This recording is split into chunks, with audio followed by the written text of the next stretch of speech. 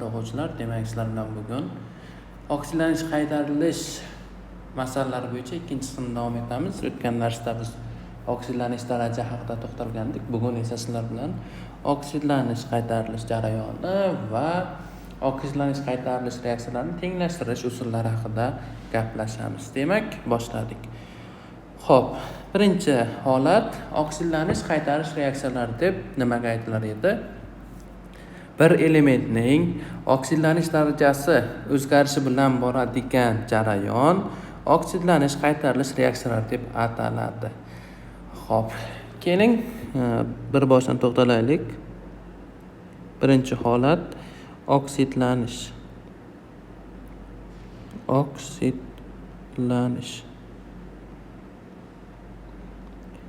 Oksidlanishda azizlar bu yerda elektron beriladi.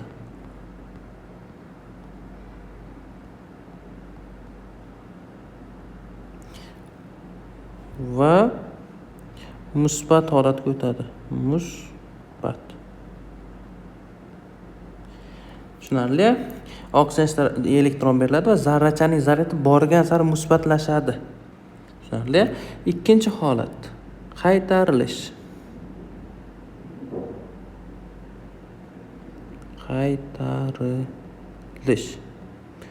Bu jarayondachi deb savol berishingiz mumkin. Bunda elektron qabul qiladi.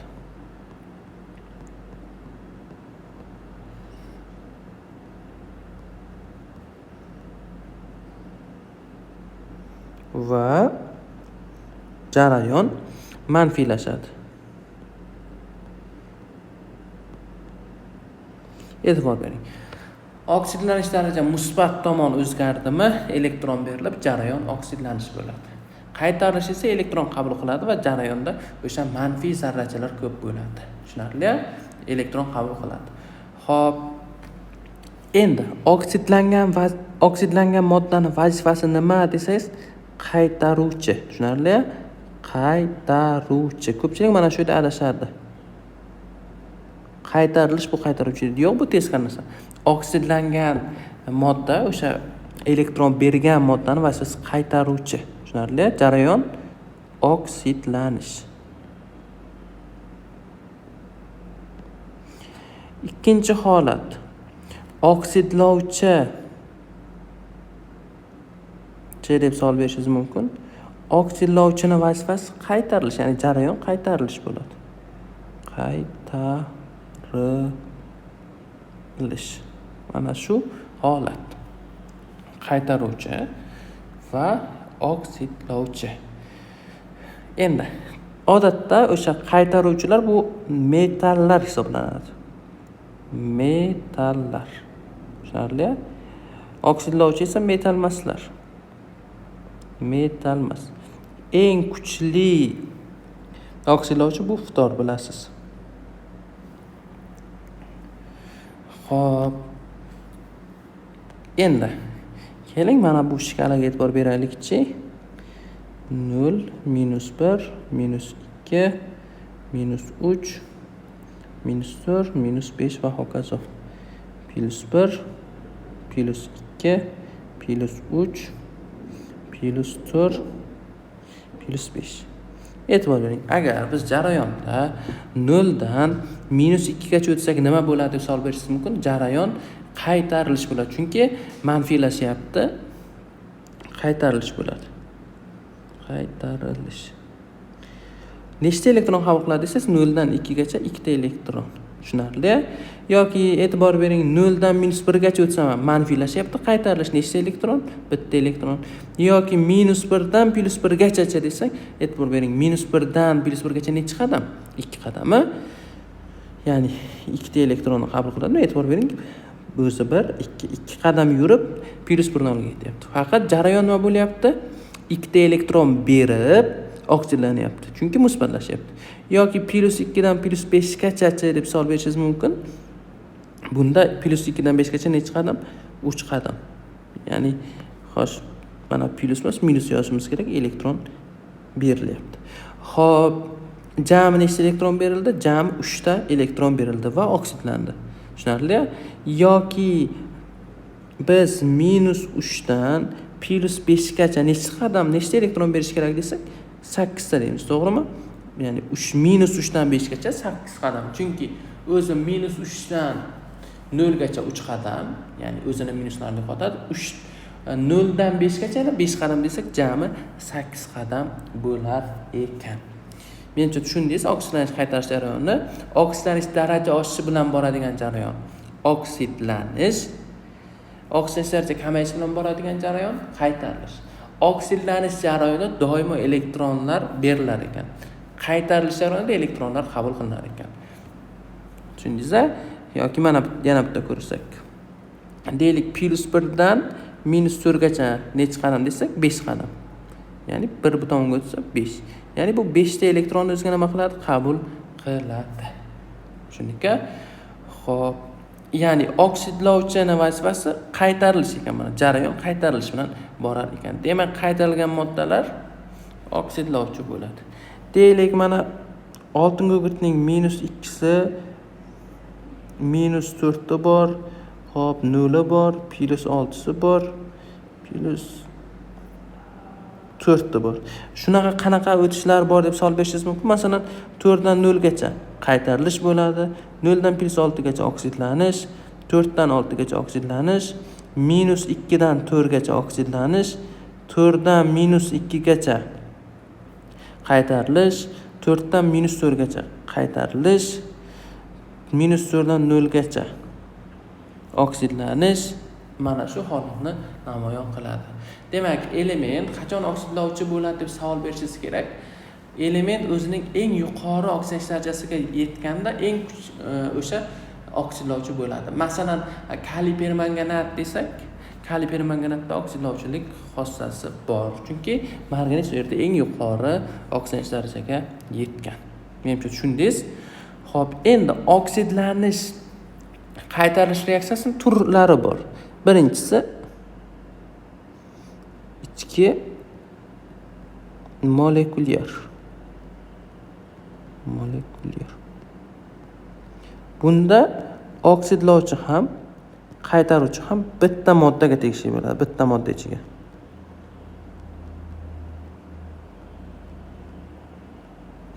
E'tibor bering. Masalan, kaliy nitratni parchalasak, bundan hosil bo'ladi kaliy nitrit va kislorod. E'tibor bering, bu yerda azot atomlari o'tgan narsani tushuntirib berdik, qayerdan nima kelayotganini. +5 dan +4 gacha qaytarilyapti.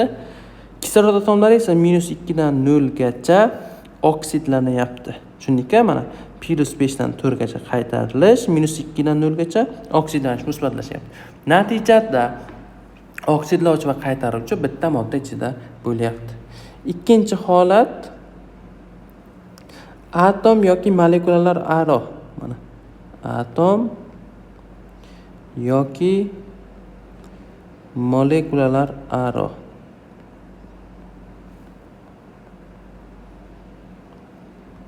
Bunda qanday bo'ladi deb savol berishingiz mumkin. Masalan, misga nitrat kislotni qo'shsak, hosil bo'ladi. Agar suyultirilgan bo'lsa, azot 2 oksidi va suv. Xo'p, e'tibor bering, oddiy moddalar 0 dan mis o'tyapti, +2 ga oksidlanyapti. Azot +5 dan +2 gacha qaytarilyapti. +2 gacha qaytarilyapti. Xo'p, bu yerda e'tibor bering, oksidlovchi va qaytaruvchilar alohida moddalarda. Ya'ni bu yerda nitrat kislotda oksidlovchi, mis esa qaytaruvchi alohida molekulalarda turibdi. Xo'p, keyingi holat disproporsiya. Disproporsiya. Deylik, Bertolli tuzining parchalanishi katalizatorsiz. Kaliy xlor O4. Bu yerda oksidlanish daraja bir xildan har xilga o'tadi. Xo'p, qanaqa bo'ladi? E'tibor bering. Mana bu yerda +7, Bir marta bu -1 ga o'tdi. Bir marta esa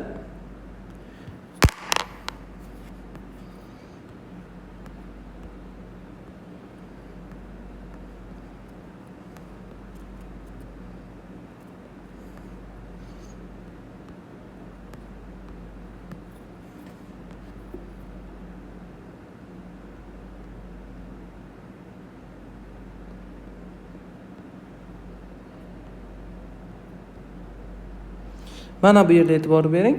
Xo'p. +5 dan -1 ga va +7 ga o'tyapti. Bir xil oksidlanish darajadan har xilga o'tyapti.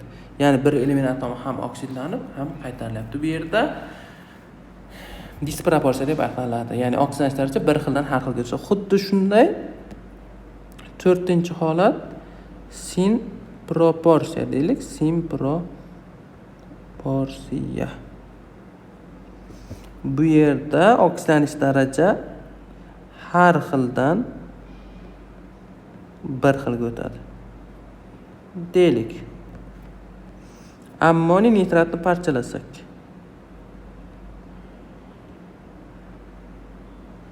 Hosil bo'ladi azot peroksidi va suv. Ammiakdagi azot bilasiz -3, ya'ni o'tganda tushuntirdik. Bu esa +5. Bu esa +1. E'tibor bering, -3 dan +1 gacha oksidlanyapti.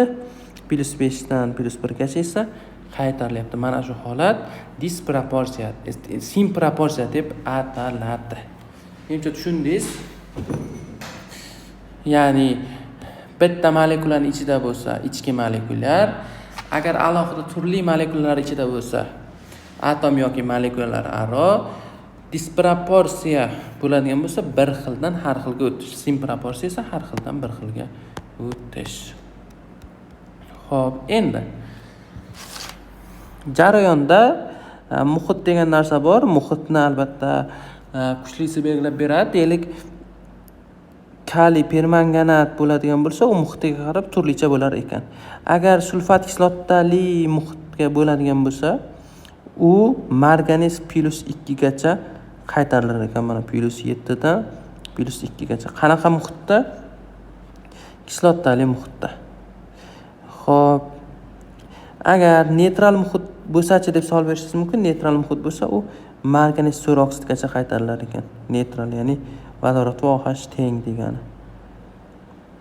+4.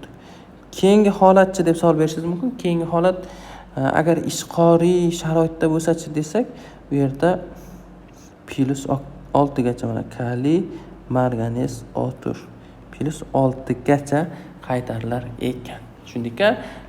Bu reaksiyalarda qarab siz hosil qilasiz.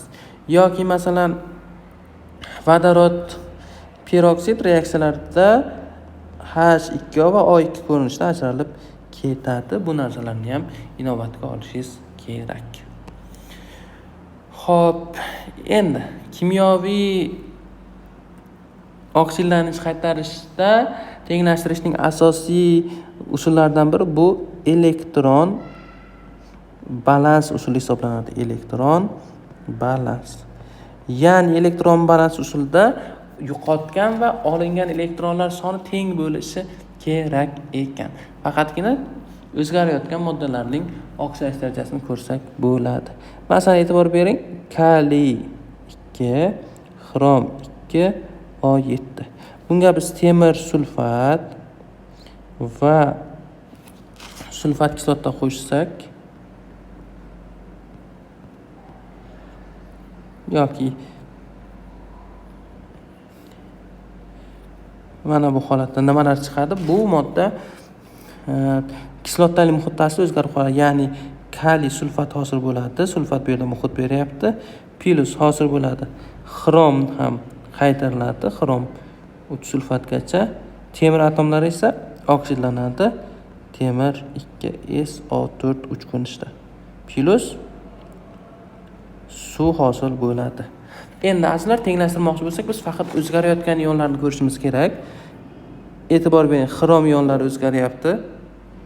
Boshqa birikma tarkibida, temir ionlari ham boshqa birikma tarkibiga o'tyapti. Xo'p, bu yerda xrom ionlari plus 6dan o'tyapti +3 ga. Temir ionlar esa +2 dan o'tyapti +3 ga. Faqatgina o'zgarayotgan qismni yozib olishimiz kerak. Xo'p, xrom xohlasangiz indeksda, xohlasangiz koeffitsiyentni yozsangiz bo'ladi, unchalik ahamiyati yo'q. +6 dan o'tyapti xrom 2 +3 ga. Xo'p, keyingi holatcha desak, temir +2 dan o'tyapti. Temir 2 +3 ga. Mana shu joyda aslida ko'pchilik adashadi. Reaksiyada koeffitsient yoki indekslar teng bo'lishi kerak. Bu tomonda ikkita temir bor, bu tomonga ham ikkita temir qo'yishimiz kerak. Xo'p, endi biz elektronlarning oldi berisi bilan shug'ullanishimiz kerak. E'tibor bering. 2 × 6 12, 2 × 3 6. 12 dan 6 gacha necha qadam yuradi? Albatta bu 6 qadam, to'g'rimi? Ya'ni bu modda nima bo'lyapti? +6 dan +3 gacha qaytarilyapti. Elektron qabul qilib, ya'ni belgisi musbat bo'ladi. Bu yerdachi desak 2 × 2 4, 4 bo'lsa 2 × 3 6. 4 dan 6 gacha bu oksidlanyapti. Nima qilib? Ikkita elektronni berib mana. Zaryad kerak bo'lsa. Xo'sh. Endi mana bularni o'chirib qo'ysak bo'ladi. Kimyoni endi birinchi kunda kelgansa umumiy bo'luvchi olinadi, ya'ni joylar almashib qo'yiladi. Umumiy bo'luvchi 12 bo'lsa, 12 6 ga bo'linsa 2, 12 2 ga bo'lsa, xo'p, kimyoni birinchi kunda kelganingizda umumiy bo'luvchi olinish mumkin yoki joyini almashtirib qo'yishingiz mumkin. Bu yerda joyini almashtirib qo'ysak, mana bu 2, mana bu 6 bo'ladi, to'g'rimi? Agar qisqartirib borsak, bular 1 ga 3 nisbat bo'ladi. Bu degani temir bor joylarga 3 qo'y degani, mana temir 3 +0 ga. Xo'sh. 3 qo'yamiz. 3 qo'yganimiz uchun 3 × 2 6. Mana bu temir sulfat oldiga 6 bo'ldi. Xrom bor joylarga 1 qo'yib chiqasan deyapti. Mana 1. Xo'sh, 1 qo'yaylikchi. 1 qo'ydik. Endi kaliylar soni 2 taga 2 teng. Sulfatlar sonicha deb savol berishingiz mumkin. Sulfatlar soni bu yerda 3 × 3 9 ta. 9 ga 3 ni qo'shsak 12 ta. 12 ga 1 ni qo'shsak 13 ta. U tomonga 6 ta, demak 7 ta sulfat kislota yetmayapti. 7 ta sulfat kislota yetmayotgan bo'lsa, mana yerda 7 ta suv bo'ladi. Natijada e'tibor bering, vodorodlar soni 14 ta, kislorodlar soni deb savol berishingiz mumkin. Demak 7 plus 6 × 4 24 plus 7 × 4 28. Xo'p, keyingi qiymatchi deb savol berishingiz mumkin. 4 plus 12 plus 4 × 3 12, 12 ni 3 ga ko'paytirsak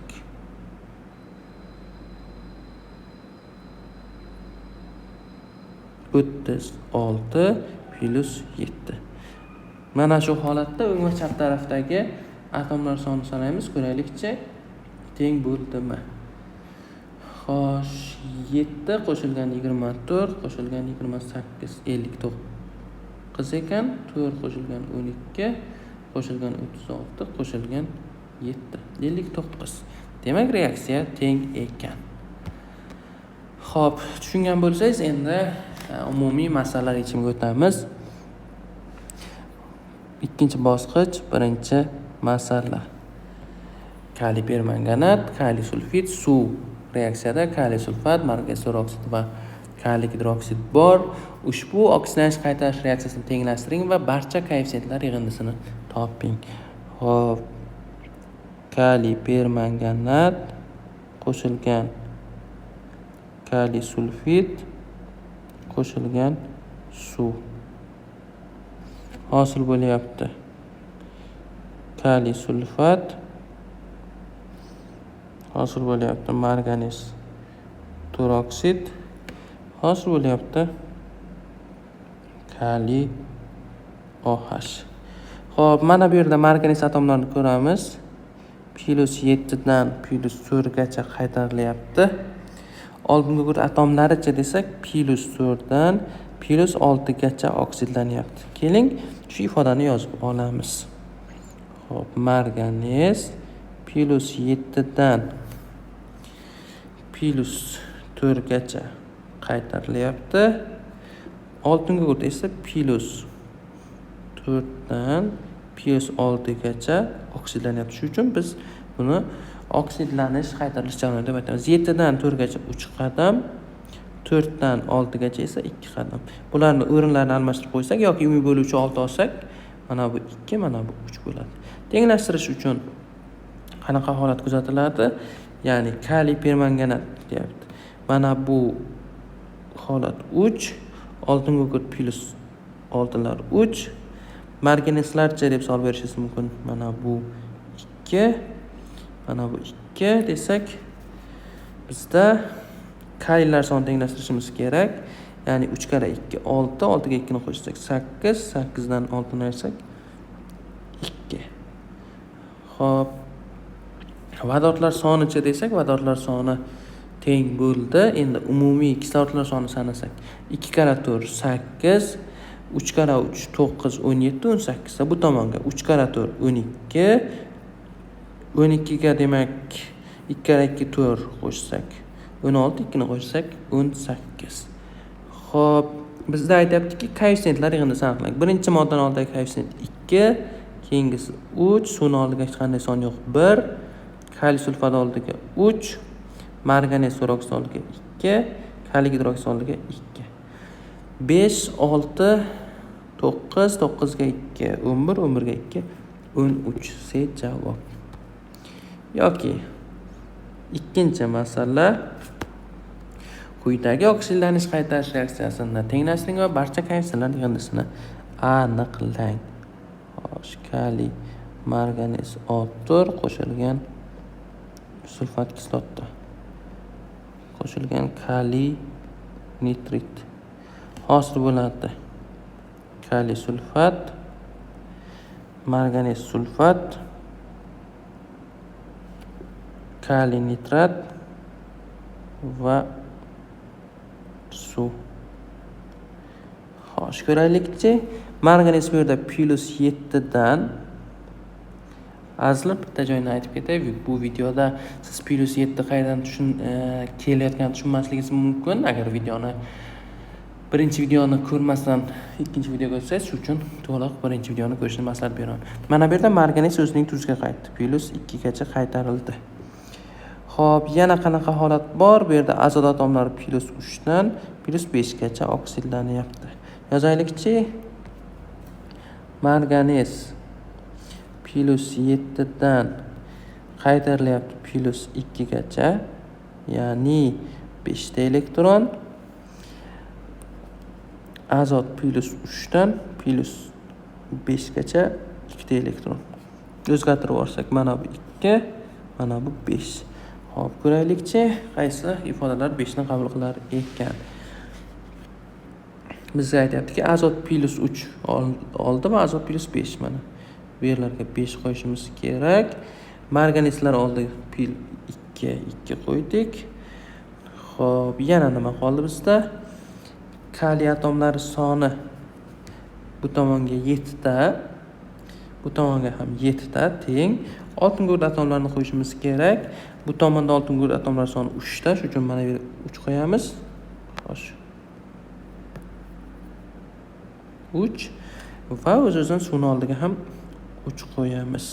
Kislorodlar sonini sanaymiz. 2 kara 4 8, 8 20, 30 bo'lsa, bu tomonga 2 kara 4 8, 8 ga demak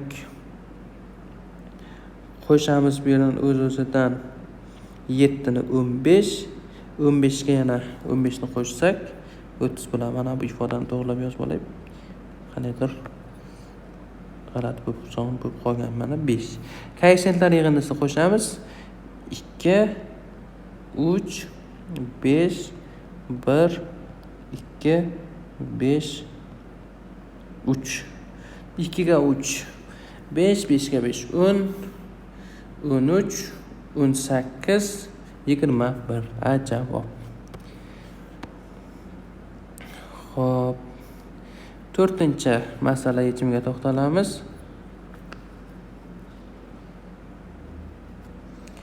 Xrom xlor 3 qo'shilgan kaliy gidroksid qo'shilgan xlor bu yerda hosil bo'lyapti. Kaliy xlorid, kaliy xromat, suv. Yozib olaylikchi. Xrom xlor 3 qo'shilgan kaliy OH qo'shilgan xlor hosil bo'ladi. Kaliy xlorid, kaliy bromat plus suv. Xo'p, bu yerda xrom atomlari +3 dan +6 gacha oksidlanyapti. Xlor atomlari esa 0 dan -1 gacha qaytarilyapti. Yozib olamiz. Xo'p, xrom +3 dan o'tyapti. Xrom +6 ga. Xlor esa, ya'ni xlor 2 molekulyar holatdan o'tyapti xlor -1 ga. Azizlar, doimo molekulyarlar soni teng bo'lishi kerak. Masalan, ko'pchilik tenglashtirmasdan ketadi. Bu albatta xato holat bo'ladi. Mana yerda 2, mana yerga 2 qo'yishingiz kerak. Tushunarli? O'ng va chap tarafda qanaqa son bo'lsa, o'sha son bilan tenglashtirishingiz kerak. Yoki mana bu reaksiyani e'tibor bering, azot 2 tami, o'shani 2 ta azot deb yozishingiz kerak. Va hokazo. Xo'p, endi buni hallab olsak, 3 dan 6 gacha 3 qadam.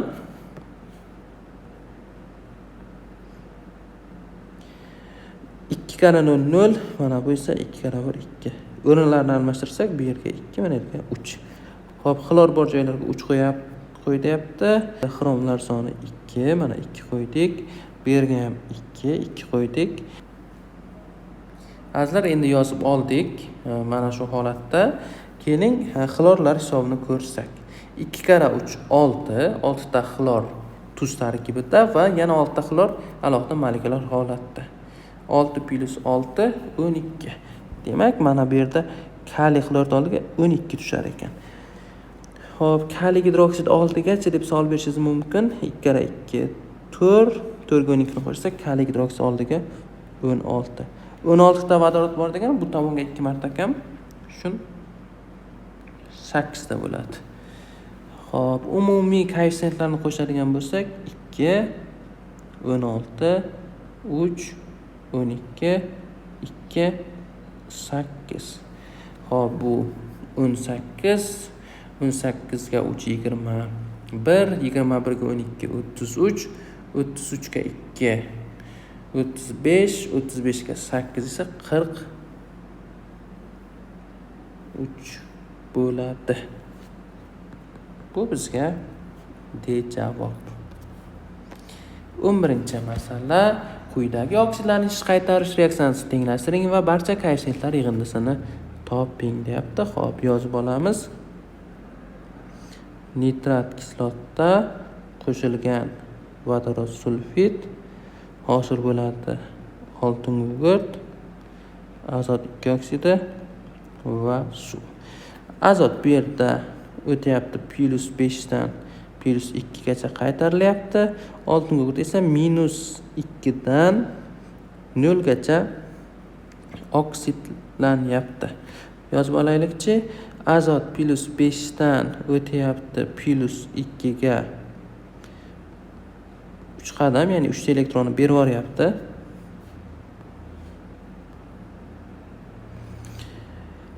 Xo'p, oltin gugurt esa -2 dan 0 gacha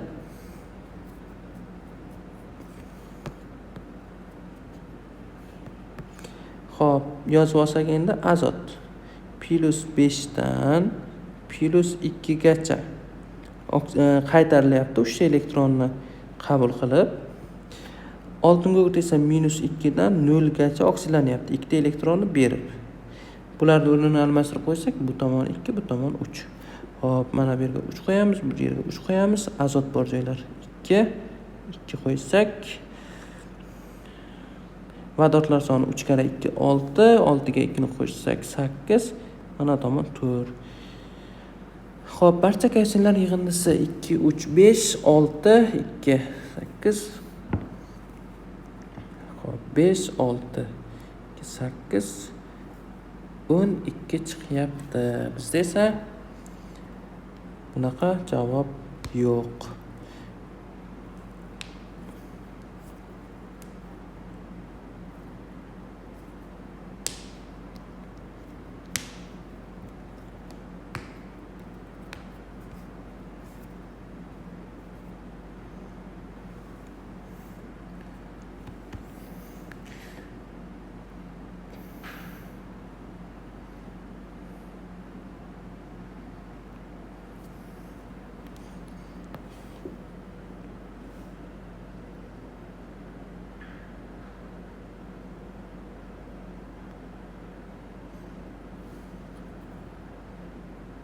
Xo'p, azizlar, endi tenglashtirib olish uchun mana elektronlar oldi berdisini ko'rdik. Mana shu holatda tenglashtirib qo'yamiz. Ya'ni oltinga o't bor joylar 3 deyapti. Mana bu 3, mana bu 3 qo'ydik. Azot bor joylar 2, 2. Vodorodlarni ko'ramiz. 3 kara 2 6, 6 ga 2 ni qo'shsak 8, mana tomon 4 ekan. Menimcha endi teng bo'ldi. Qaysilar yig'indisi 2 ga 3 5, 5 ga 3 8, 8 ga 2 10, 10 ga 4 14 bo'ladi. Bejavob. Keyingi 17-masala. Nitrat kislota qo'shilgan fosfor qo'shilgan suv reaksiyada fosfat kislota va azot 2 oksid hosil bo'lsa, reaksiyani kaysinlar qatorini aniqlang. Xo'p, HNO3 qo'shilgan fosfor qo'shilgan suv hosil bo'ladi. Fosfat kislota va azot 2 oksidi. Tenglashtirishimiz kerak. Azot plus 5 dan plus 2 gacha qaytarilyapti. Fosfor 0 dan plus 5 gacha oksidlanyapti. Xo'sh, yozib olamiz. Azot plus 5 dan plus 2 gacha qaytarilyapti. Fosfor esa 0 dan plus 5 gacha oksidlanyapti. 5 dan 2 gacha 3 qadam, bu esa 5 qadam. Xo'p, umumiy tenglashtirib olsak, mana bu qism 3, yo 3 esa almashtirib qo'ydik. Mana bu qism 5, bu qism esa 3. Tenglashtirish kerak. Fosfor bor joyga 3 qo'yadigan bo'lsak, mana bu yer ham 3 bo'ladi. Bu so'zidan endi azot bor joylar 5 deyapti. Mana bu 5, mana bu 5 bo'ladigan bo'lsa, vodorodlar sonini ko'ramiz. 3 kara 3 9, 9 dan 5 ni ayirsak 4, mana yerga 2 qo'ysak kifoya. Xo'p, kislorodlar soni 17 ga 17 ta. Javoblarimiz 5, 3, 2, 3, 5. C javob. Keyingi 18-masala. Kaliy permanganat qo'shilgan fosfor 3 xlorid qo'shilgan suv hosil bo'lyapti. Marganez xlorid, fosfat kislota, kaliy xlorid va xlorid kislota. Yozaylikchi.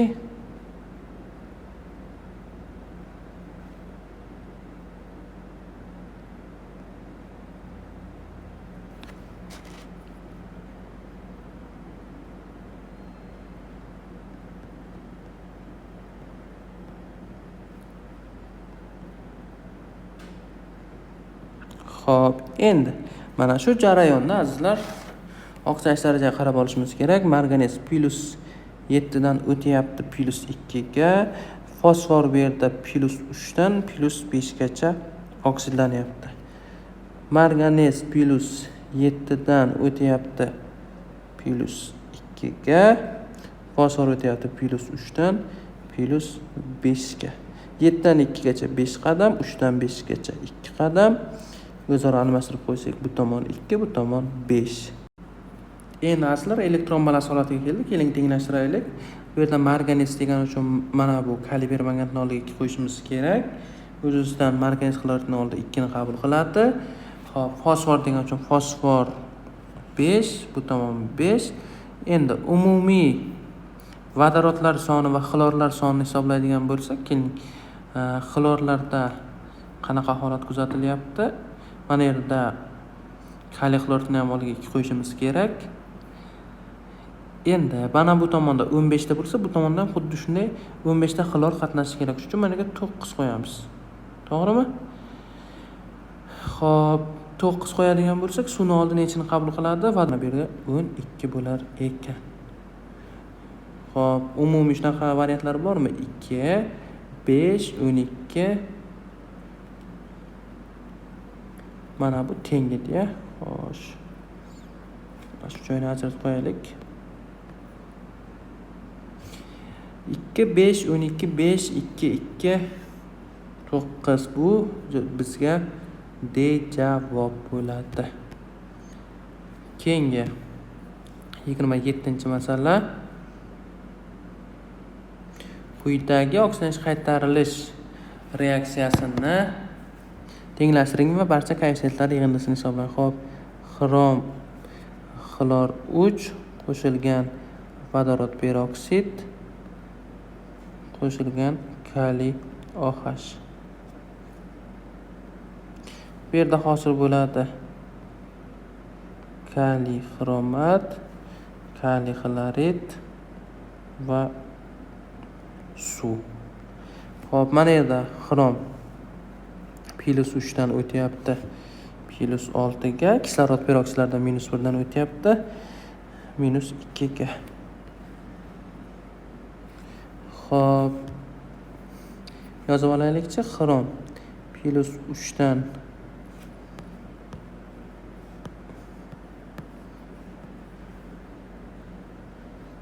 o'tyapti. Xrom +6 ga. 3 qadam. Kislorod -1 dan o'tyapti -2 ga.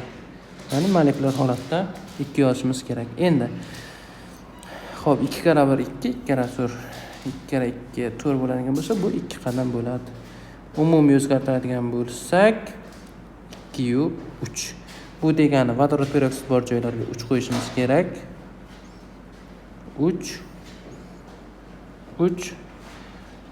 Xo'p, agar 3 qo'yadigan bo'lsak, bu yerda ortiqcha vodorod kamayib qolar ekan. Shuning uchun 3 qo'ymay turamiz.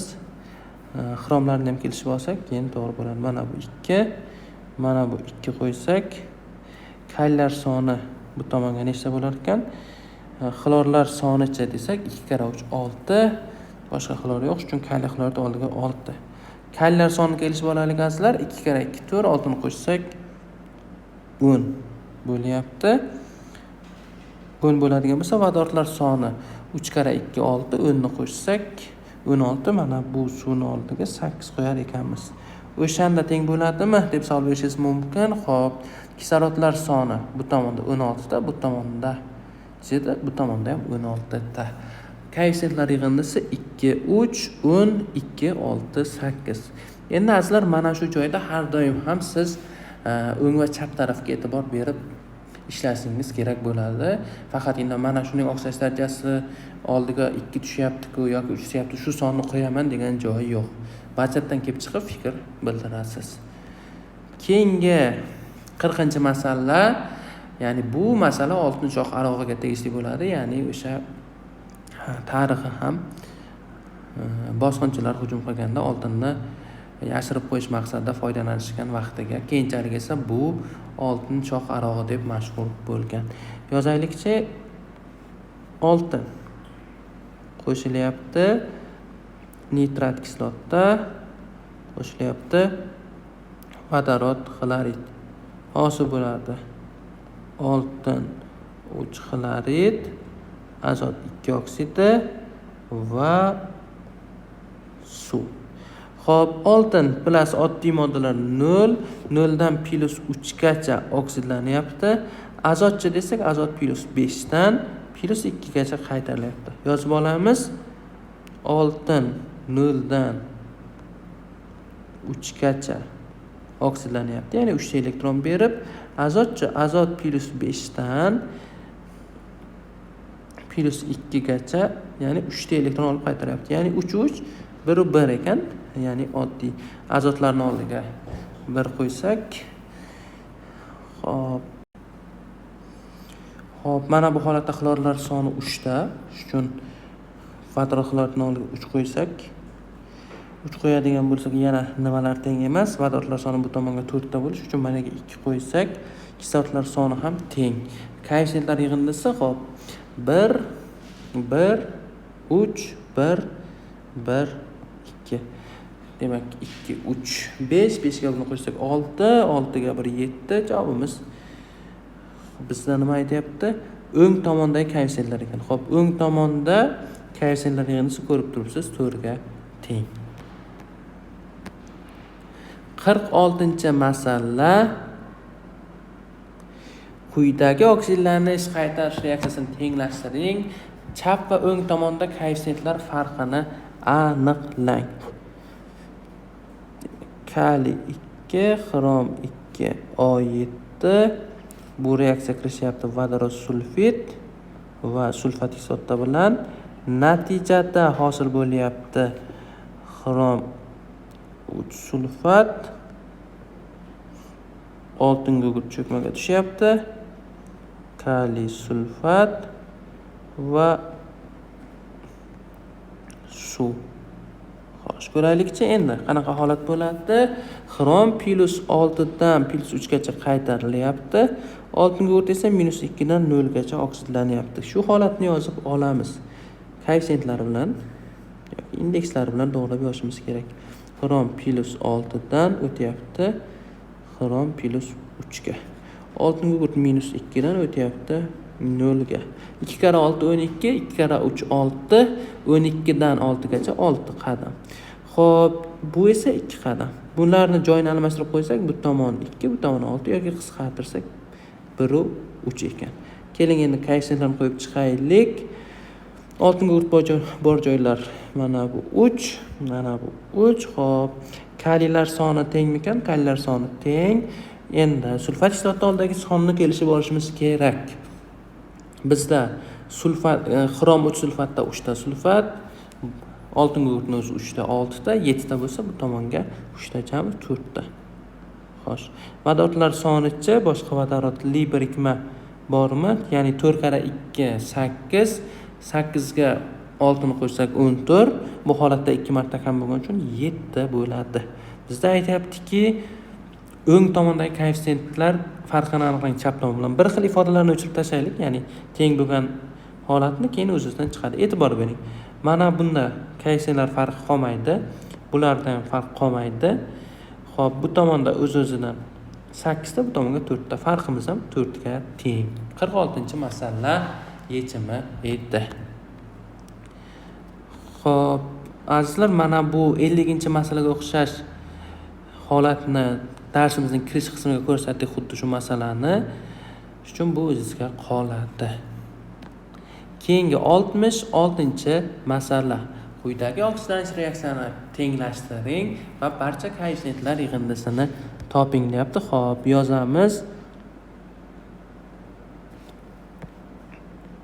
Bizda nitrat kislota bor. U reaksiya qilishyapti. Ya'ni mishakning sulfidi bilan plus suv hosil bo'ladi. Arsenat kislota, sulfat kislota va azot 2 oksidi. Xo'p, endi o'zgarayotgan ionlarni ko'rsak, azot bu yerda +5 dan o'tyapti. +2 gacha qaytarilyapti. Mishak to'g'rimi shunda? Mishak +3 dan +5 gacha oksidlanyapti. Oltin gugurt -2 dan +6 gacha oksidlanyapti. Yozib olamiz bir boshidan. Azot +5 dan +2 gacha. Keyingi holat. Mishak +3 dan o'tyapti +5 ga. Koeffitsentlarni qo'yib olishimiz kerak yoki indeks holatda ifodalab olsangiz bo'ladi. Unchalik ahamiyati yo'q. Oltin gugurt o'tyapti +6 ga. Albatta mana yerga ham 3 qo'yishimiz kerak. Xo'p, 5 dan 2 gacha necha qadam? 3 qadam. Albatta bu yerda jarayon nima? Qaytarilish. Biz reaksiyalarda oksidlanayotgan va qaytarilayotgan moddalarni alohida topishimiz kerak. Xo'p, 2 kara 3 6, 2 kara 5 10. Ya'ni bu oksidlanyapti necha qadam? 4 qadam. Mana bu holat 3 kara 2 6, 3 kara 6 esa 8. Faqat bu minusdan. Tushunarlimi? 6 dan minus xo'p, -6 dan 18 gacha necha qadam deb savol berishingiz mumkin. Bu albatta 24 qadam bo'ladi. Mana shu 24 qadam yurganda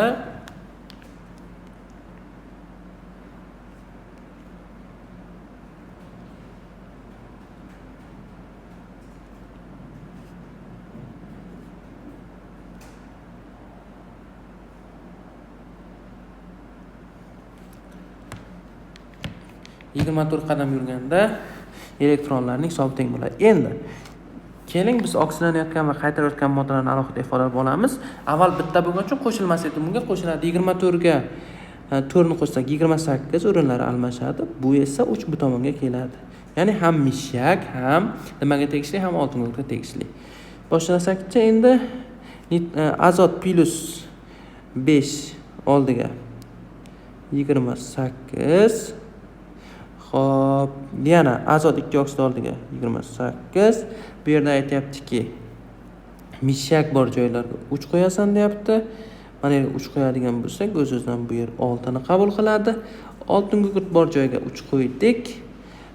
Xo'p, 3 qo'yadigan bo'lsak, mana bu holatda 9 ta bo'lish uchun sulfat kislotdan oldiga 9 qo'yishimiz kerak. Vodorodlar soni sanasak, bizda bu tomonda 28 ta, qo'shni tomondachi deb savol berishingiz mumkin. 9 kara 2 qo'shilgan yana 36 bo'lsa, u tomonga 28. 8 mana bu yerga 4 qo'ysak kifoya. Endi mana shu holatda koeffitsiyentlar yig'indisini hisoblasak, 28 qo'shilgan 3 qo'shilgan 4 qo'shilgan 9 6 qo'shilgan 6 qo'shilgan 28. O'z-o'zidan bu yerdan javobimiz 78 chiqyapti. Javob. Keyingi 73-masalaga e'tibor beramiz. Quyidagi oksidlanish qaytarish reaksiyasini tenglashtiring va barcha koeffitsiyentlar yig'indisini toping deyiladi. Xo'sh, yozib olsak-chi. Shuni keling piritni birinchi yozib olaylik, noqulaylik tug'dirmasligi uchun. Qo'shilgan nitrat kislotda hosil bo'lyapti temir 3 nitrat, hosil bo'lyapti sulfid angidrid, azot 2 oksidi va suv. Xo'p, bu yerda oltin gugurt -1, -1 dan o'tyapti +4 gacha. Temir +2 dan o'tyapti +3 gacha, azot +5 dan o'tyapti +2 gacha.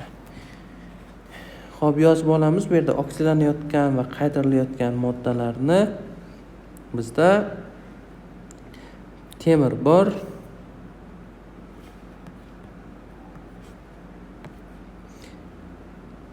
Temir o'tyapti +2 dan +3 gacha.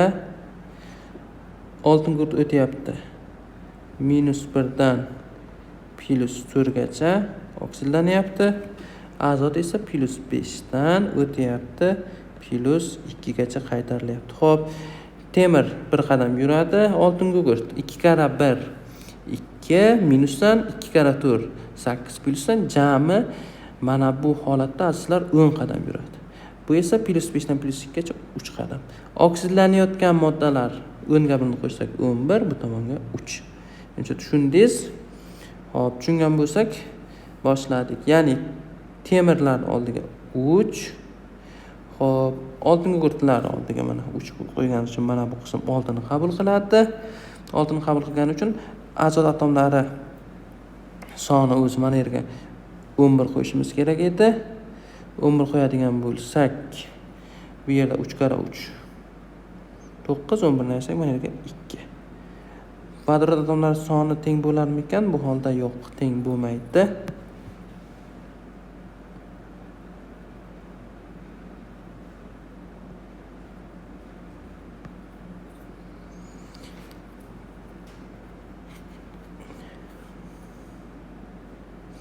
Xo'p, endi mana bu holatda azot 2 plusni oldiga 11 qo'yishimiz kerak. 11 qo'yadigan bo'lsak, jami azotlar sonini ko'raylikchi. 3 kara 3 9, 9 ga 11 ni qo'shsak 20, 20 bo'ladigan bo'lsa, mana bu holat ham 20 ta azotni qabul qilishi kerak. 20 ta azot bo'lsa, bu tomonda vodorodlar soni 20 ta bo'lsa, bu tomonga 10 bo'ladi. Bizda aytayaptiki, koeffitsiyentlar yig'indisini toping va tenglashtiring deyapti. Xo'p, birinchi kislorodlar sonini ko'raylikchi, tengmi? Bu tomonga 60 da, bu tomonga 3 kara 3 9, 9 dan 3 tasi 27, keyin 27 ga qo'shilyapti 12, qo'shilyapti 11, qo'shilyapti 10, 60 teng.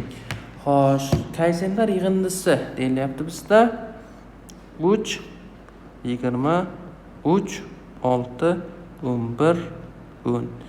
Bularni jami hisoblasak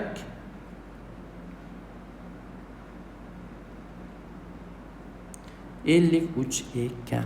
73-masala yechimi edi. 79-masala quyidagi oksidlanish qaytarish reaksiyasini tenglashtiring va barcha koeffitsiyentlar yig'indisini toping. Reaksiyani yozib olamiz. Bizda nitrat kislota bor. Qo'shilyapti bu yerga fosfor sulfidi, fosforning 3 sulfidi qo'shilgan. Reaksiyani yozib olsak plus suv. Azizlar, endi bu jarayonda ko'rishimiz kerak. Azot +5 bo'lsa +4gacha qaytarilyapti. Azot bilasiz, kovalent birikmalarda agar o'qituvsiz bo'lsa, elektromolekulyar ayirmasi 0.4 oralig'ida bo'ladi va ayirmalar 0.4 oralig'ida bo'ladigan holatda biz elementlarning oksidatsiya darajasini 0 deb olsak bo'ladi. Shuning mana bular 0. 0 dan o'tyapti +5ga, keyingisi 0 dan o'tyapti +4ga. Yozib olaylik. Azot +5 dan o'tyapti +4ga. Nima bo'lyapti? Qaytarilyapti. Fosfor, ya'ni ikkita fosfor yozaylik. 0 dan o'tyapti 5ga. Oltin gugurt 3 dan o'tyapti 4ga. Xo'p. Mana yerga ham 3 qo'yaylik, bu 0. Ya'ni 5 dan 4gacha bir qadam, 0 dan 10gacha 10 qadam, 0 dan demak bu 12 qadam. Xo'p, bular qo'shadigan bo'lsak, alohida oksidlanayotgan motor bu 22, bu esa 1. Nitrat kislotadan oldiga 22 qo'yishimiz kerak ekan. Mana. Xo'p, keyingi holat azot to'roksiddan oldiga 22, fosforlar soni 2 ta, oltin gugurtlar soni 3 ta. Yana qanaqa holat bor deb savol berishingiz mumkin. Vodorodlar soni 2 kara 3 6. 6 bo'ladigan bo'lsa, jami chap tomon bilan 22 ta bo'lishi kerak. 16 ta vodorod bo'lsa, mana yerga 8 qo'ysak kifoya. Kislotlar soni 22 ni 3 ga ko'paytirsak 66. Bu tomondachi 2 kara 4 8 qo'shilgan 6 qo'shilgan 44 qo'shilgan 8. Xo'p.